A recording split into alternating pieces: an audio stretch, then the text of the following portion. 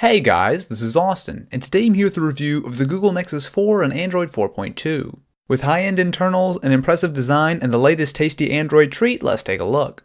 At first glance, the Nexus 4 looks similar to the Galaxy Nexus with a single unbroken piece of glass up front without any branding or physical buttons. It's a very clean look that reminds me of the iPhone, and it works. Flip the phone over and you'll see an all-glass back with a very cool looking pattern of dots that appear and disappear depending on the lighting.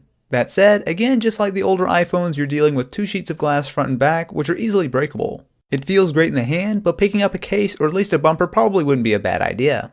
At 9.1mm, it's reasonably thin, but it does feel bulkier in the hand compared to something like a Galaxy S3.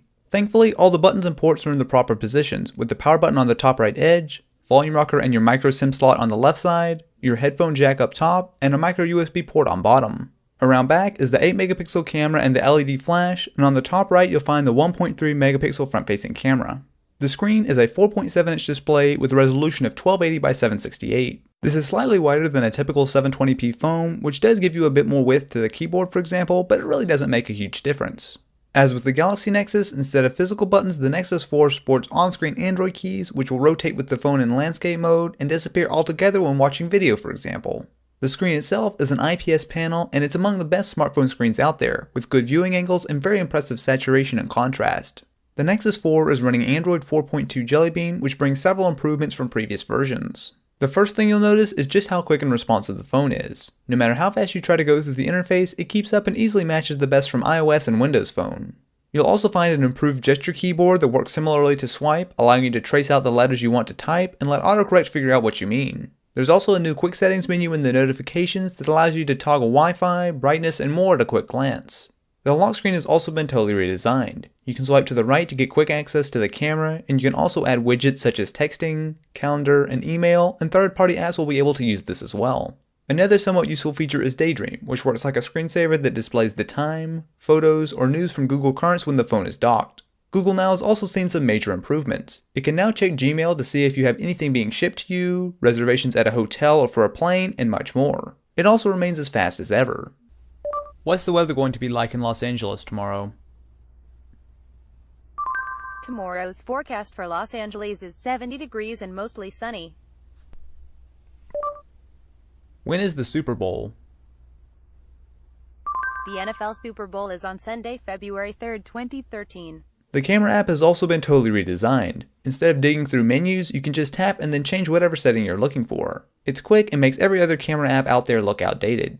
The 8MP stills themselves are good, colors are accurate, and it's quite easy to get a very nice contrasty image. As you guys can see here, the 1080p video on the Nexus 4 isn't half bad. Now probably my biggest complaint is the lack of autofocus. As you guys can see here, I was just up close on the Android. Now if I give it a minute, yeah there we go, it will focus, but there's no way to tap on the screen to autofocus. So if I touch, instead it will go ahead and take a picture, which is fine, but there's no real way to manually autofocus, which is kind of a big deal. Once you've shot pictures, there's a very impressive built-in editor. You can add Instagram-like filters, which are decent, but you can also go more in-depth with contrast, saturation, and even adjusting the curves. There's also a new photosphere mode that allows you to take several pictures from a single area, and then it stitches them together to give you a result like Google Street View. The final product is a full 360-degree panorama that you can swipe through and share on Google+, which looks really impressive although it is a bit low resolution.